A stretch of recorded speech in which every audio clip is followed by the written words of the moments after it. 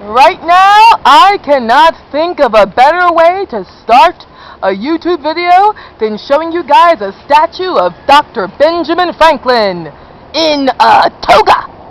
Hello guys, welcome! Or, if you've already seen my channel before, welcome back. I am the Philadelphia Hoovian. And, if those of you who've never seen my channel before, I apologize. Yes, I'm doing a video outside, but it's because I am working again today, and this is my only break, and so I figured I'd give you guys something different, and at least, do a video outside to give you guys, break up the monotony. But also, I realized, okay, I'm not wearing makeup, so I must look positively gruesome. So I'm going to turn the camera around and show you historic buildings while I am doing the video so you can look at something better than me. Okay, ready? We're turning the camera around in 3, 2, 1. Alright, so friends, first here we are at Library Hall. But if you guys have remember the title from this video, it's talking about Star Trek. And did Star Trek accidentally predict when the woke initiative becomes toxic in its own way? The woke initiative, and therefore, again, SJW, thinks about preaching about women's rights and women's equality in the workspace. I'm going to back up so you guys see a full view of Library Hall while I'm talking about this. And this is something I stumbled on just by watching an episode of Star Trek. And, sorry for the shakiness, but I'm walking on cobbled stones because, okay, look at the cobbled stones. See? Cobbled stones. This is what our streets look like back in the 1700s in Philadelphia. Library Hall. Okay, so what am I talking about for this video? What particular season of the original Star Trek? Star Trek Season 3 of the original series. Back to the 1960s. Now, when it comes to Star Trek Season 3, I want to tell you a little bit about the advice I was given about Star Trek Season 3 from the 1960s. Well, Star Trek Season 3 there's no better way of saying this, it gets a lot of, maligned remarks about it, about how the quality of the show severely dipped downhill. And after I got Season 2 and I loved it, I wanted some advice about Season 3. Was it good? And I asked people on YouTube and people I know, and they all said, oh, no, it's just not worth it. Then I asked one more person, and he said, well, first of all, the original Star Trek has only 3 seasons, and so maybe you do want to go watch it because there's just so little bit of Star Trek. Just get it. And also there's some really good episodes in it. And you know what? I said, why don't I take his advice? And I'm going to go get it. And I even watched a little bit of this season before I purchased it. And I said, after I got to the episode, The Empath, I said, oh my God, I am so buying this season. You know why? Because honestly, Season 3, yes, perhaps, the quality is not as good as Season 2 and Season 1. But overall, it is I want to say fantastic. But you're going to say, oh my God, how could she possibly call Season 3 fantastic? You know what? I think it had some really good stories in that season, some poignant messages, some excellent commentary on the world, but it even accidentally predicted things that probably happened after Star Trek. And we know Star Trek had a tendency to influence pop culture, but to accidentally possibly predict something so much like this, the idea of feminism and the idea of women's rights and equality of rights in the work environment. But what happens if, like any good movement that is righteous, what happens when in the wrong hands it goes overboard and it becomes as evil as the very thing it tried to rise above and defeat? And I'll make it very clear to you guys right now. As a woman, feminism, I think, is a great thing. But feminism is like anything else. It's best done in it's best done in, what's the term for it? Moderation. But it's like anything else. Anything else, when done to excess, can be really bad. And we're now looking at the second bank of the United States. A bank that in the 1800s was shut down by one president named Andrew Jackson. What a disgusting president. He also had a contempt for Native Americans, but it's actually because of him that America went into a Great Depression, even before the Great Depression. Because of him, he didn't trust big banks. He took all the money out of a bank, shut this bank down, and then the government went on a financial roller coaster, and then we fell into depression that got followed by eventually the Great Depression. This man has no right to be on the $20 bill. What a freaking dick. Sorry, back to the video now. Again, feminism to me is a wonderful thing. I am happy for all that it achieved for us women in culture. However, like anything else in this world, when done overboard, it can become like the reign of terror, like the rise of Stalin. It can become to rise up and be just as oppressive as the very thing it fought to eradicate, because of the extremity of people, of human nature, as well as the desire for, instead of seeking justice, you begin to seek revenge. And that's what this story is about. What this story I'm choosing from season 3 to talk about is the very last story that's on the season 3 collection. If this is not the last story that actually aired, tell me, but it was the last story on season 3, so I'm assuming it's the last story of all of the original Star Trek. The Turnabout Intruder. This story was written by Gene Roddenberry, but then it eventually, of course, the teleplay was written by Arthur Singer. Now, what is the Turnabout Intruder about? Well, it starts out with, I think I'm going to go backwards so you guys get a full view of this, like, going slowly backwards. Sorry, guys. Okay, now I'm going to tell you. Okay, the Turnabout Intruder. It's about Captain Kirk, Spock, and Dr. McCoy go to a planet where there was a crew of people who were exploring ancient ruins on this planet. But then some sort of radiation sickness broke out, and the Enterprise has to go there because the situation is dire. Out of all the original crew, only 2 people remain.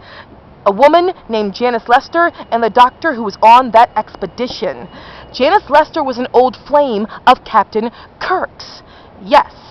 They go there, and she is kind of dying pretty much. She's in bed, and they get a call where Spock and the doctor and also Bones have to go and look after some more people who are also ill in another area.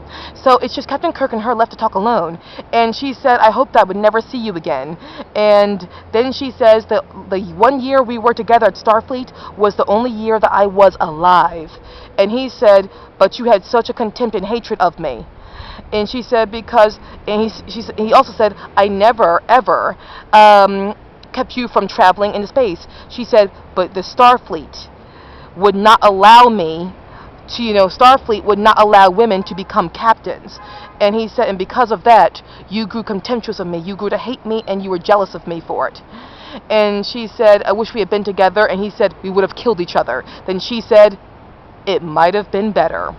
He stands up, walks away, goes against the wall. There's some type of object on the wall, something against the wall that's some type of machine. She presses a button, he gets sucked against the wall. She goes up to the wall, and there's some sort of exchange that happened where her body is there, so is his body, but her spirit got put into his body, and his spirit got put into her body. So yes, it was a body swap. Like Invasion of the Body Snatchers, practically, where identities were exchanged. So she's now in the body of Captain Kirk. Captain Kirk's in her body. He passes out. She, in his body, picks up her original form that has Captain Kirk in it and lays him on the bed, or lays her on the bed. That's where it gets confusing. Sorry. And she says, oh, you should have killed me while you had the chance. Yet you had the strength to, but you didn't. That's your fault. Then she takes a scarf, and she says, don't worry, you won't suffer the indignity of being a woman very long, she said, and then she began to strangle him with the scarf. So strangle Captain Kirk when he was in her body with this scarf. And she said, don't worry, it'll be over for you very soon. You won't suffer very soon because there's nothing worse. Literally, it's better off to be dead than to be alone and to be a woman. This woman had such contempt for the inequality of being a woman, but it seemed like she also had contempt for being a woman already as it is. Unfortunately, she gets interrupted because Spock, Bones, and the doctor come back, and unfortunately they see that, of course, Janice Lester is still alive, so Spock and Bones bring her aboard the Starfleet Enterprise. This was not what Janice wanted. She wanted to kill Kirk in her body because, again, because if Janice was allowed to stay alive, or Captain Kirk was allowed to stay alive, then questions would be raised. So backing up some more for you guys. Get a better view of this place. I'm going to turn around. So yes, while this is happening, she, in the body of Captain Kirk, is now in charge of the Enterprise. She's had what she's always wanted, but everybody begins to see that there's something off with Captain Kirk. Why? Because she's a woman named Janice Lester, a whole different person in another person's body. She has no choice but to fail as being that person. You can't change what you are. And to take yourself and put it into a body that it does not belong to you, an identity that does not belong to you, what is that going to lead to? It's going to lead to misplaced identity and trying to compensate and be something you're not. You're going to fail at it. And everybody's going around you is going to see it. And then eventually, Janice Lester does get the message over to Spock. And Spock does find out and is convinced that this is Janice Lester's body, but Captain Kirk is stuck in it. And the real Janice Lester is stuck inside the body of Captain Kirk. Then eventually they go through a trial, and Spock actively defends Captain Kirk as being in Janice Lester's body. And Janice Lester, eventually, she's able to testify, again, Janice Lester, with Captain Kirk's body, Captain Kirk in her, is testifying. And he says that Janice Lester is occupying her spirit, the essence of her is occupying the body of Captain Kirk, and she had the prerogative not only to take over the Enterprise, but to kill Captain Kirk, a man who once loved her, because of contempt for her own womanhood, made living with her impossible. He made it very clear she hated her own womanhood because she hated the lack of rights she got as a woman. But what did that lead to? That led to her being angry and being contemptuous of not only him for the lack of rights she had that he ultimately was not guilty of. He did not make the rules that women could not be captains on Starfleet Enterprises. He did not. He simply benefited from the rewards of society in that world. But on top of all this, while all this is going on, Janet Lester is completely irrational. She's emotionally and mentally imbalanced. And Captain Kirk even said, by temper and by experience, she does not have the ability to be a captain on the Enterprise, pretty much. But also, we definitely see this because when she goes onto the Enterprise as Captain Kirk, not only are the decisions she's making are not that great, but they are that of an insane, mentally deranged tyrant who is intolerant of anyone whose opinion is not hers, of anyone who disagrees with hers, and anytime you disagree with her and you question her authority, she shouts out it's mutiny and she orders executions. It's like literally Caligula became the captain of the Enterprise. And it ends with eventually Captain Kirk does get back into his own body, and Janice Lester's back in her body, and she's just shouting out in agony. She says, no, no, no. Captain Kirk defeated me. Now I will never be captain. She begins weeping. I will never be captain, she says. This was poignant because Captain Kirk, at the end of this episode, he could have been angry, he could have been wrathful, but that was not the message of this. What did he say at the very end? He turns to the doctor, who actually was her accomplice in all this, and says, can you do anything to help her? And he said, I want to look after her. That's what the doctor says, because the doctor did love Janice Lester. And the doctor holds her as she walks away, and Kirk says to Spock and Bones, I never wanted to destroy her life. And Spock, or Bones, said, we know that, Captain. And Kirk says her life could have been as rich as any other woman's. If only. If only. And then the episode ends. And that there is some incredible writing, because it's left up to the audience to decide who was right, who was wrong. But then you begin to realize, you begin to fully understand that actually, maybe the writers didn't fully side with anyone. Maybe they sympathized with both situations.